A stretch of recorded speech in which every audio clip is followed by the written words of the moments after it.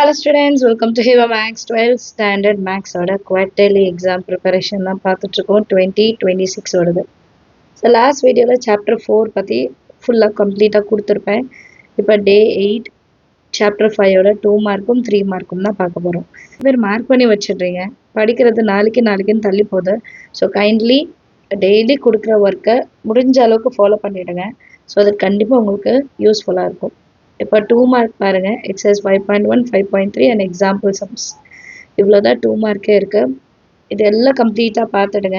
என்ன ஃபார்முலா, ஒரு கொஷினை படித்தா இந்த ஃபார்முலா தான் நான் எடுக்கணுமா, இதில் தான் நான் அப்ளை பண்ணுமா, இதுதான் ஆன்சர் வருமான்ற அளவுக்கு நீங்கள் வந்து தருவாக இருக்கணும். சரிங்களா? அடுத்து 3 மார்க் பார்க்கலாம். 3 மார்க்கோடது எக்ஸசைஸ் 5.1 5.2 அண்ட் எக்ஸாம்பிள்ஸ். ஆக்சுவலாக எக்ஸாம்பிள்ஸ் தான் நிறைய இருக்குது அண்ட் அதுலேருந்து தான் நிறைய கொஷின்ஸும் கேட்குறாங்க.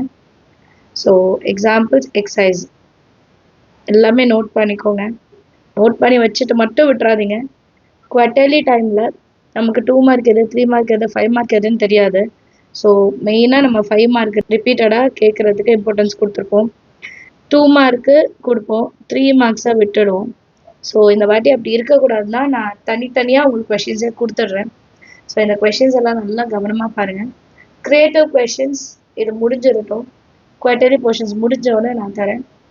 அண்ட் மறக்காம கமெண்ட் செஷனில் உங்களோட குவார்ட்டர்லி போர்ஷன்ஸ் என்ன அப்படின்னு சொல்லிட்டு அனுப்புங்க. என்னென்ன லெசன்ஸ் இருக்கு, எது வரைக்கும் நம்ம வந்து இந்த பிளானை கொண்டு போனோட்டு. ஒன்ஸ் குவார்ட்டர்லி எக்ஸாம் முடிச்சுட்டா மறுபடியும் ஹாஃப் இயர்லிக்காக இதை திருப்பி ஸ்டார்ட் பண்ணுவேன். சரிங்களா? ஸோ எவ்வளோக்கு எவ்வளோ நீங்கள் இந்த ப்ராக்டிஸ் செஷன் எடுத்துக்கிறீங்களோ உங்களுக்கு கண்டிப்பாக ஹெல்ப்பாக இருக்கும். அண்ட் படிச்சுட்டு டெஸ்ட்டாக எழுதுங்க. ஒரு எக்ஸசைஸை படிச்சுட்டு தனித்தனியாக டெஸ்ட் எழுதுங்க. சரிங்களா? டெஸ்ட் எழுதாமல் நம்மளால மார்க் ஸ்கோர் பண்ண முடியாது. டெஸ்ட்டு வந்து மஸ்ட்டு. டெஸ்ட் எழுதலைன்னா மார்க் இல்லை. நல்லா ஞாபகம் வச்சுக்கோங்க. டெஸ்ட் இல்லைன்னா மார்க் இல்லை. நீங்கள் டெஸ்ட் எழுதி நீங்கள் அதை கரெக்ஷன் பண்ணி ஏன் இந்த இடத்துல இது மாற்றி போட்டேன், இந்த இடத்துல இது வரணும்னா ஏன் நான் இது மாற்றி போட்டேன்றதை நீங்கள் கண்டுபிடிக்கணும். அப்போ தான் உங்களுக்கு எக்ஸாமில் ஹெல்ப்ஃபுல்லாக இருக்கும். மேக்ஸ் ஒர்க் அவுட் பண்ணும்போது உங்கள் ஃப்ரெண்ட்ஸ் ஏதாவது டவுட் கேட்குறாங்கன்னா நீங்கள் அதை வந்து கிளியர் பண்ண பாருங்கள். அப்போ தான் நமக்கு வந்து இன்னும் அந்த கான்செப்ட்லாம் நல்லா கிளியர் ஆகும். நீங்கள் வந்து உங்கள் ஃப்ரெண்ட்ஸுக்கெலாம் சொல்லிக் கொடுக்கும்போது உங்களுக்கு அந்த கான்செப்ட் இன்னும் நல்லா மனசில் பதியும்.